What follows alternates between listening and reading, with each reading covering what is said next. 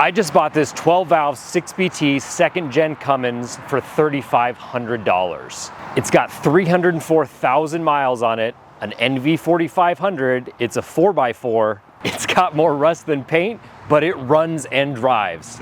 Of course the dash is cracked, but who cares? If you've ever contemplated doing a Cummins swap, this is the holy grail of a donor, and I'll explain why. I got very lucky and found this on Facebook Marketplace 30 minutes after it was posted. It was about 3 hours away in Kalispell, Montana. The owner wanted to be contacted via phone. I called him, said, hey, I've got the cash, I'm coming up. Does it run and drive? Can I drive it home? He said, absolutely. It's a little rough around the edges, but it'll get you there. I bought it from the second owner who's had it for 24 years. That's back in 2002. He gave me a stack of service records and maintenance, and it's been kept very, very well for the entirety of his ownership. Now, that's not to say that it doesn't have its shortcomings, most of it being aesthetic, being that it was a northern truck, meaning it has a lot of rust because they salt the roads up here. But the frame is still good, it runs and drives great, and currently this is my daily driver along with the Cummins Swap Land Cruiser. Let me tell you why I think this is the best year even to do a donor swap with. This is a 1997 Dodge Ram 2500 NV4500 5-speed manual in a 4x4. 1997 was the last year before they switched to the 24-valve, which is electronic injection. Everything on this engine relies on mechanical injection. There's really only 3 wires: your starter, your alternator, and your fuel shutoff solenoid. That's all it needs, and it'll run indefinitely. Not having to reconfigure the wiring harness makes this a perfect candidate to swap into any vehicle. At 304,000 miles, it is a risk to buy something like this and assume that you can daily drive it. The head gasket's never been replaced, it's the original motor. It's had little things like valve adjustments and bigger things like a transmission rebuild where he fixed the 5th gear nut, which is a known issue for these, coming loose and then losing operation of 5th gear. The transfer case was rebuilt 12 years ago, but it still seems to be holding up strong. And the clutch was replaced 200,000 miles ago, but it still engages and disengages just as it should. There's a little bit of slop in the transmission shifter, but who cares? He did tell me that the diff fluids have never been changed under his ownership, so that is something that I'm going to do immediately. I have also replaced the radiator as there was a pinhole leak. That was $130, as well as the alternator because it wasn't charging correctly. That was another $110. It's got a ranch hand style front bumper, which I'm not really a huge fan of. It is very farm trucky, but you know what? It kind of completes the ensemble. Also, we have a lot of deer here in northern Idaho, so it'd be a travesty if I took it off, hit a deer, and folded the front end into the engine and ruined it.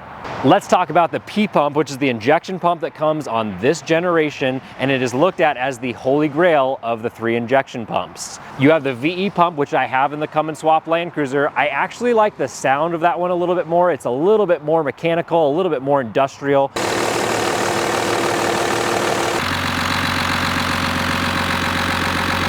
You have the P-pump found in these, which is capable of achieving 2,000 horsepower if you build them.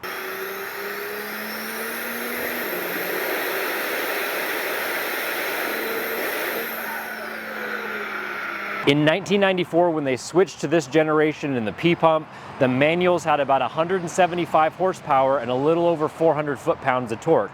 Pretty decent, but when you move up to a 1997, they've upgraded the pump, they've tuned it to 215 horsepower. So getting a later model for a swap is ideal because the pump is already tuned the highest horsepower out of all the generations. So let's do a little recap. The engine itself is worth $1,500. The P-pump is worth $1,500. The NV4500 is worth $1,500. So already I'm at $4,500, I can't lose. Now let's get to the bad part. This thing is completely rusted out.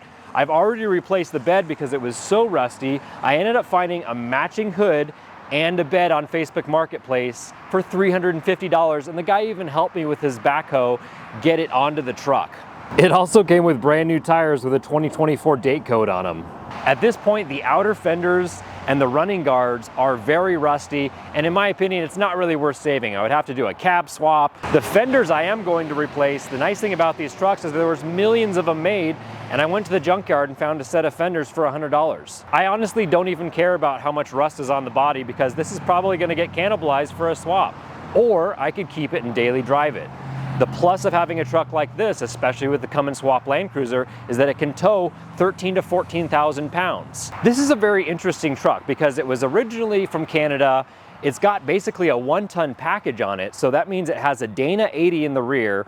It's got heavy overload springs. It's got airbags in the back, so even though this is a 3/4 ton truck, it's basically a 1-ton at this point. That means that it can tow 13 to 14,000 pounds, and it has a payload of 4,000 to 5,000 pounds with the airbags. What that means for me is that if I wanted, I could tow the Land Cruiser on a trailer and put a camper on the back and go to places like Elbe and Moab, and if anything breaks, then I have the parts to fix it. Either way, I could swap parts from the Land Cruiser onto this or vice versa. Another great advantage that this has is Hydro Boost. Hydro Boost is using hydraulic fluid through the brake master cylinder in order to give you extra stopping power, which is good for towing and stopping in general. That's actually something that I'm gonna be doing with the Land Cruiser in an upcoming video, is swapping a Super Duty Hydro Boost master cylinder into it with a custom pump in order to get better stopping power, because it's on 42s and I definitely need it. The 4-wheel drive function does work, but I'm not a huge fan of this system because it uses a vacuum actuated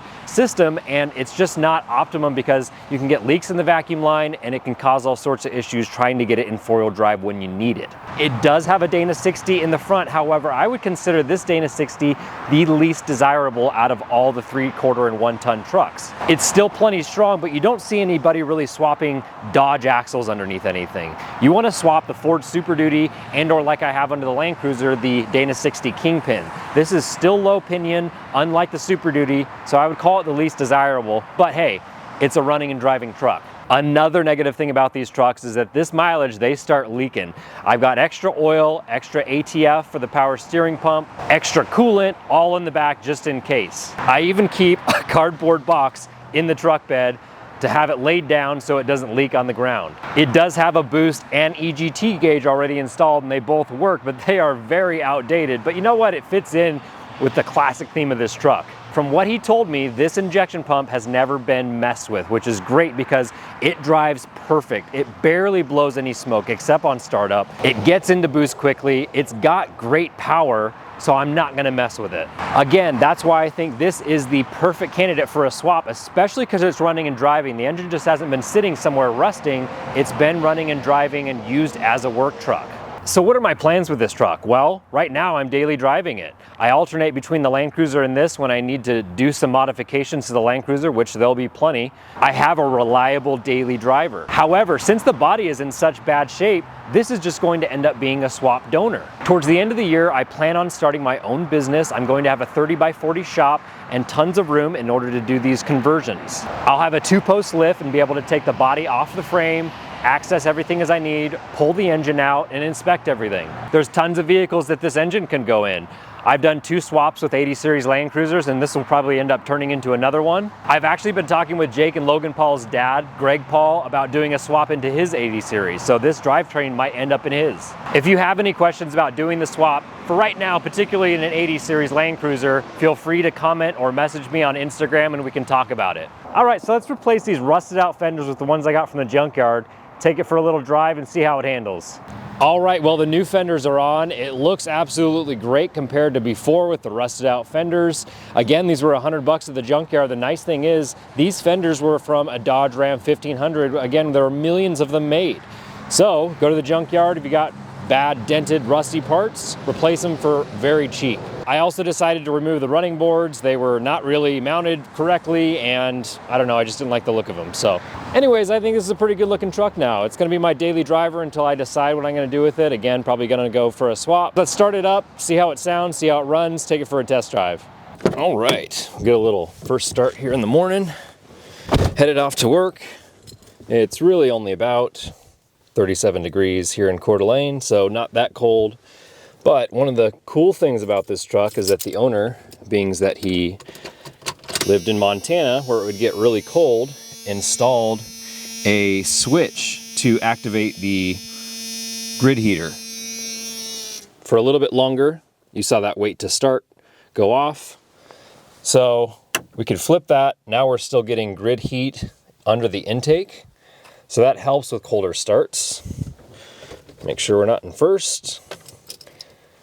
And we were plugged in overnight, So let's see if all the gauges work and all that good stuff.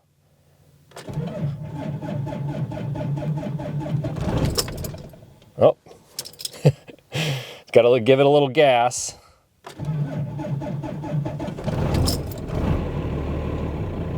There we go. So we can see all of our gauges are working. We're idling a little low because it's cold. We've got oil pressure in a Canadian measurement that I forget what it's called. Gas gauge works. Odometer does work. And I replaced the alternator. It's not charging where it should be right now. Coolant temp sensor, again in Celsius, so got to do a little mental conversion. We have a very era-specific Pioneer radio. And yeah, it's not bad, not a bad place to be. Again, still only charging at 12 volts. Hopefully that goes up. Could be because I have this grid heater still on. There we go. Now the voltage has changed back to 14. So that grid heater was really drawing a lot of power, as they do. All right, and this is just my morning drive to work. Start out in first gear. First gear is basically a granny gear. Get up to about 10 miles an hour. We've got 410 gears in this. Some of them come with the 373. We got 410s.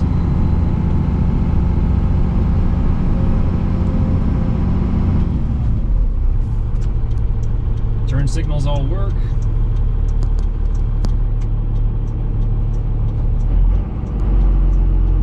Start out in second gear.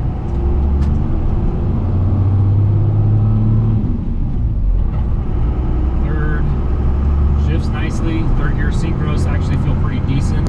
Again, this transmission was rebuilt about 200,000 miles, so we've got 100,000 on this transmission rebuild, so yeah, it's nice and broken in.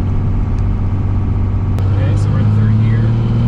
35. We've got a van ahead of us, so we're not going to be able to gun it, but good amount of power. You can see we're at about 8-9 pounds of boost, and we'll merge in fifth gear, and that boost pops up real quick, so we don't have any boost leaks. That's good. We're at about 8 pounds of boost in fifth gear. Got a little bit of noise.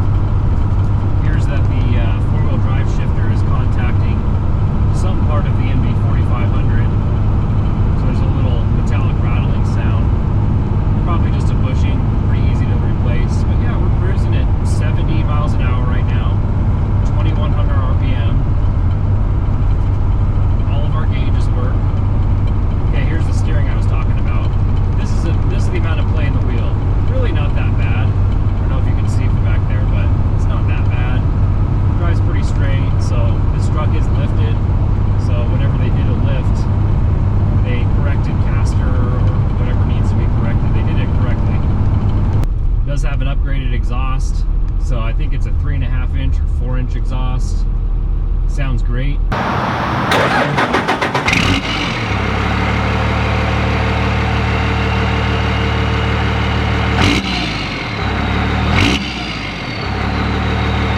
Blow some white smoke on startup. Probably has to do with the valve stem seals, oil getting into the combustion chamber. Do I care? Absolutely not. All you have to do is monitor your oil levels, make sure that you're never running too dry, but also that you're not overfilling it. We'll let this Porsche switch in 2 lanes. No, I'm not going to be like every other Dodge driver and be on their tail for cutting me off. I'm going to be nice and give them their space. Alright, do a little third gear pull here, let the Porsche get up there.